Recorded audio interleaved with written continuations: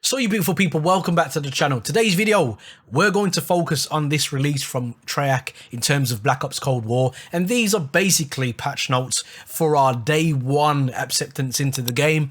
And these are all the things that have changed since the beta. A lot of these were suggestions that we would have given from the questionnaires that were sent out. Now, I'm not going to focus on a couple of game modes as I don't genuinely feel they're what are considered traditional Call of Duty, and that's the VIP escort mode and the likes of the Dirty Bomb. But if you do want to go into more detail about these, then I will link this down in the description. Now, in terms of multiplayer modes, this is important.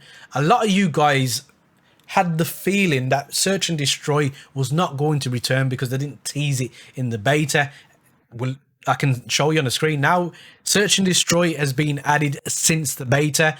We've got free for all, hardcore TDM, hardcore dom, hardcore kill confirm, hardcore S&D, and hardcore free for all. So as I said, I'm not going to really focus on Dirty Bomb, and I'm not really going to focus on the likes of VIP escort. So weapons. Gunsmith, let's get straight into this. Added new weapons in multiple categories. Now we've got the double FAR-1 assault rifle. Now, for those of you who don't remember, this was in Black Ops 3 as a DLC weapon, and it's basically the classic FAMAS that we had from the original Black Ops. One of my favorite weapons of all time. Didn't sound so nice, sounded very tinny, but it was a very effective weapon. And this isn't a burst weapon.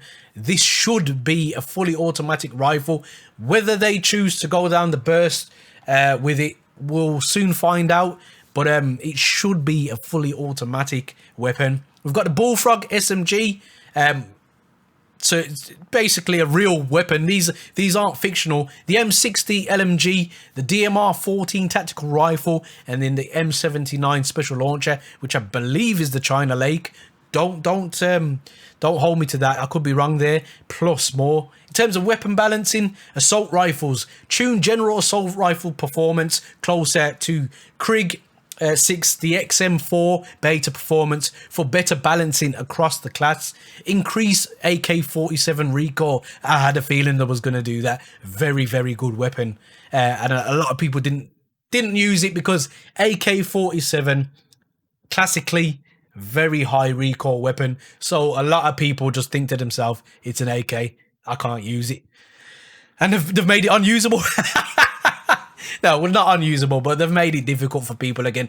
I'm gonna make that assumption. Submachine guns reduce SMG effectiveness at longer ranges to counter the dominance of the class seen in the beta, which was true. It was a very SMG heavy game.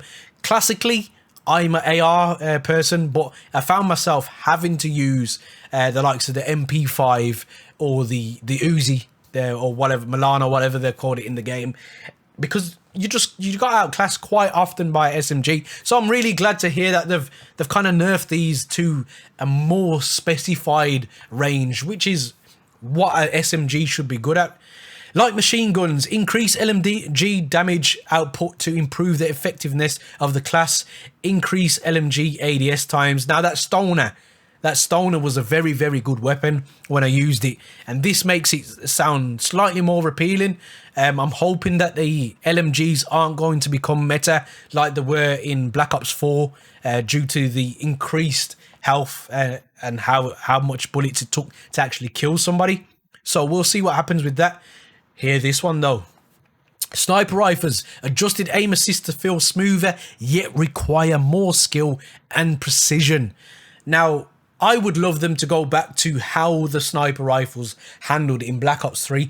I thought that was the perfect medium for everyone. If you got quick scoped in Black Ops 3, you got killed by someone that was basically an accomplished player. And that's what I want to know. I want to know you're using something like a sniper rifle and you're skilled. It does take skill to run around and quick scope people, but not when it's made specifically easy, so much so that anybody can do it. Because if anybody can do it, the better people can do it better than you. I want to know that. it's a weapon choice that is chosen by somebody who knows what they're doing, and that's how it should be, in my personal opinion. Slightly increased sniper rifle ADS time, so yes, they're going to be able to get down their sights quicker, but from what we heard, it's going to take more skill and precision. We'll see how much when the game's released in a couple of days. Sniper scope glint will now display more regularly, which is a nice little addition to the game, even if it was taken from another franchise. Pistols, decreased burst fire pistol hipfire accuracy, reduced burst fire pistol max damage range. Shotguns, reduced semi-auto shotgun fire rate. I think they're talking about the Spaz 12 there. Not 100% sure, but you could shoot that really fast. Slightly increased inner damage of launcher rockets to allow for lethal damage when placed precisely. Now, launchers, I didn't think there was in a bad place, didn't think there was in a great place, but for me, I'd much prefer having to take a few shots at something, knowing that when it's my turn to have streaks in the air, it's harder for them to be shot down, and it isn't a Black Ops 4 all over again where you could just take an LMG, put FMJ2 on and spray. It was just counterproductive in terms of what Call of Duty is, which is run and gun, get your streaks, dominate. I don't really want to see streaks getting taken down unless it's a SAM turret or it is specifically a launcher. But it's interesting to see what they've done there. Melee, slightly reduced to sprint speed with the knife equipped. Recoil and sight alignment. Now, this is very important. I have already read this, but this may explain a lot of what happened to you guys in the beta, because a lot of you conversed with me and you agreed you was feeling the same way about me, where the game felt clunky. That was the specifics of what we were saying. So, listen to this. Clean up issue with bullet direction and recoil to feel more intuitive and responsive. In the beta, the location of the player's bullets was always based on the direction of their weapon, which could have a slight deviation to their eye view perspective through the sights.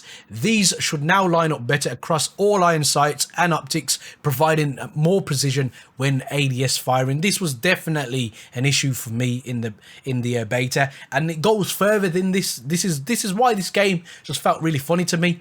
Aim assist tuning adjusted a number of aim assist parameters to provide a more expected feel across weapon classes, and that's what was happening. If I went to an SMG, I felt like I had to change my sensitivity. If I went to AR, I felt like I had to readjust my sensitivity again. And with all the new settings I had, it was just mind-boggling. In the end, I did find something that seemed to work for more of them, but I just knew that I had to stick with a specific type of weapon class and just continue in that way to persevere. So we've got the ADS aim down sights, adjusted ADS transition to make them smoother and more fluid, adjusted ADS sway to provide a more dramatic feel while reducing weapon rotation, adjusted weapon pushback when firing in ADS to address cases where the optic models could get too close to the player camera. Attachments, additional attachments. So added more attachments to equipped in the Gunsmith. Attachments balance, updated balance for roughly half of the attachments across all weapons to increase viability across the board. Rework bonuses and penalties on barrels attachments to better reflect relationships between ranges, muzzle velocities and barrel length. They're really going to town on this in terms of the Gunsmith, which is, in my personal opinion, the best addition that came with Modern Warfare 2019. There are now barrel attachments that offer shorter barrel length for increased strafing speed movement, either when hip firing or ADS firing. These provide players with greater options for leaning into movements as a kit option. Now, this is really good news for those of you who are like me, who like to run and gun and rush. That's music to my ears anyway. Increased enemy reveal range when using the mounted light attachment. Additional descriptions, updated name descriptions, statistic categories for weapons to provide a clearer picture of functionality and authenticity. Dual wield pistols are now dual wield, simple as that. Weapons level increase, primary weapons from 40 to 55. Stationary turrets have a increased radius. Yes, that was a bit of a problem with the SAM turret. Quite often I stopped running it because it just didn't do nothing for me. So there was more useful things. Movement. Now, this is really important here. You guys are going to love this because a lot of you complained to me when we conversed on Twitter. You said this was a problem. So sliding, shorten slide length, reduce slide speed. So sliding is intended as an escape mechanic or a quick entrance into crouch or cover. It's not intended to be overused during engagements or to be too advantageous in close quarters. We've shortened the slide length and reduced its speed to address these goals.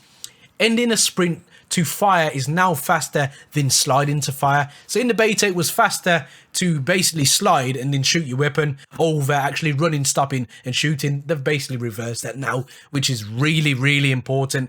The slide was just ridiculous and people were really just abusing it.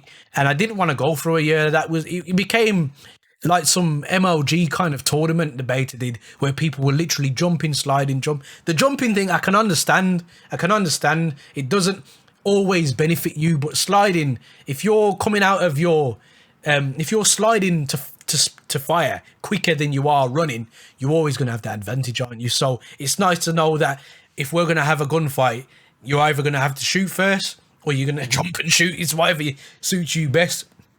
Mantling, they've increased the speed of all mantles. So let's talk about the score streaks, because this is slightly disappointing from what I've read. So additional score streaks added since the beta. The combat bow, which is basically Sparrow from here's the Sparrow, isn't it, that I'm thinking about from Black Ops 3. We've got armor, care package, which is just in every Call of Duty, has to be there. The cruise missile, so kind of like the Predator. Let's hope it works where you can, you know, like the Hellstorm, have a cluster.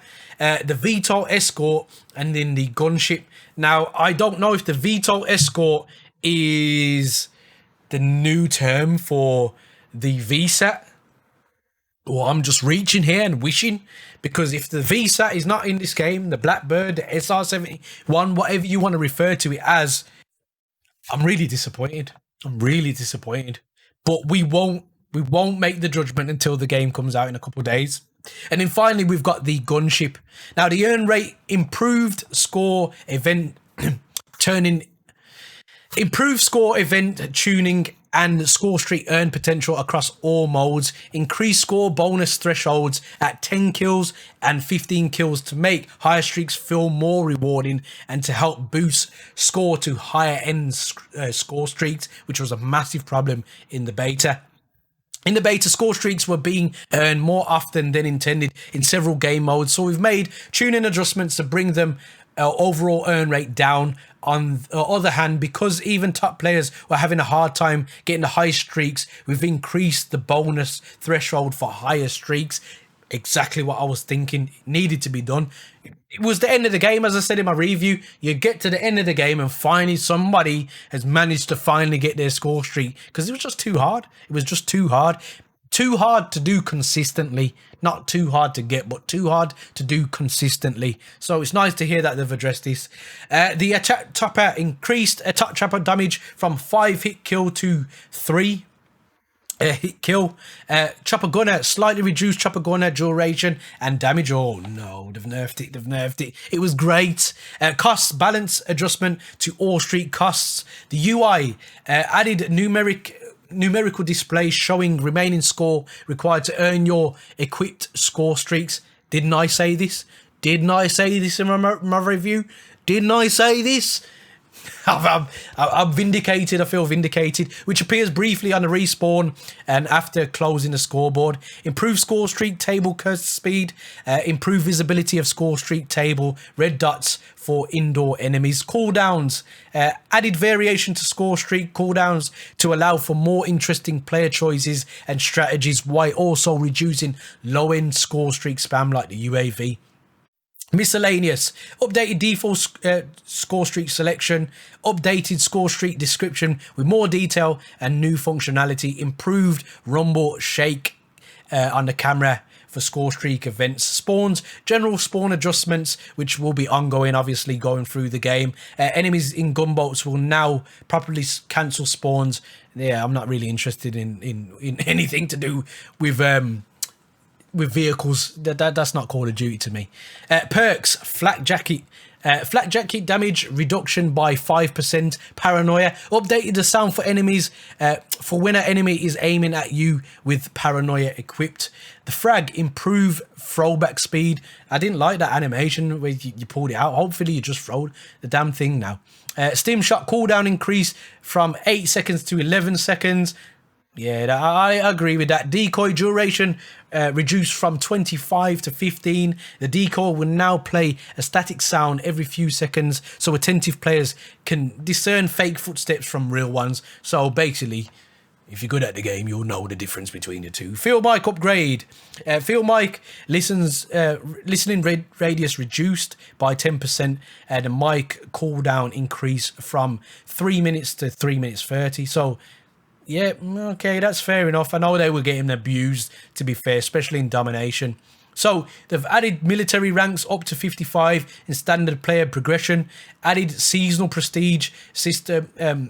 Basically, this is the new prestige system, which I think so convoluted is unbelievable. Beginning at the launch of completing military rank 55, added challenges for campaign multiplayer zombies, added unlockable weapon camos.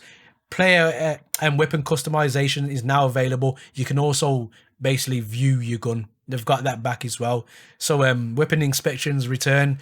Combat record, theater support, multiplayer bot support, finishing move support, weapon inspect support. Now multiplayer bot support, I'm hoping that is custom game bots and not bots added into multiplayer to suffice for actual people. That would be a ridiculous move, but we will see.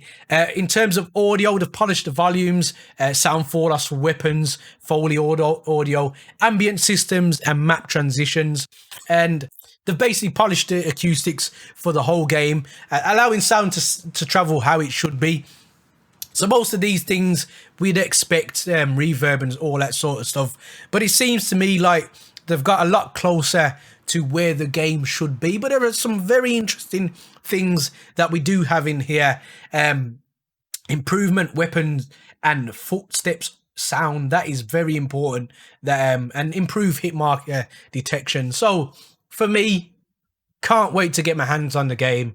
Really want to see where they've got it to. It seems like they've done a better job. There are improvements in here that I'm really happy about. Let me know down in the comment section which is your best improvement that you've saw in this list and which is your worst. Again, I will link this down in the description if you've missed certain things or I didn't cover stuff that you wanted to see. Guys, there are many buttons you can hit, but I like and subscribe button. I hope they took your fancy. And as always, guys, don't forget to stay on the right track. Peace.